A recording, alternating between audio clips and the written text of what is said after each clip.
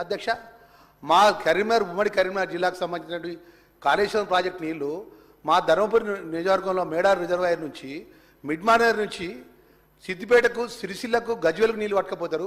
మా కరీంనగర్ జిల్లాకు నీళ్ళ ఒక్క చుక్క నీళ్ళు రాదు అధ్యక్ష. ఎంత బాధాకరమైన విషయం తెలుసా అధ్యక్ష. వెనుకట శ్రీరామ్ సాగర్ ప్రాజెక్టు సంబంధించిన జవహర్లాల్ కట్టిన శ్రీరామ్ సాగర్ ప్రాజెక్టు ద్వారా మా కరీంనగర్ జిల్లాకు నీళ్ళు వస్తాయి.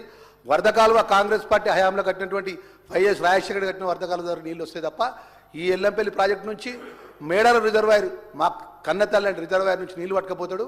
అక్కడ హరీష్ రావు వచ్చి అధ్యక్ష మీరు నమ్మరు అధ్యక్ష, మేడారం రిజర్వాయర్ దగ్గర రాత్రి పడుకున్నాడు.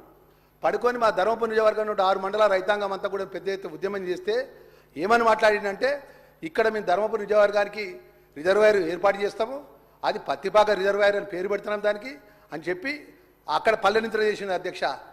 ఒక దొరగారింట్ల పల్లెనిద్ర చేసి ఏం చెప్పిండు, మేము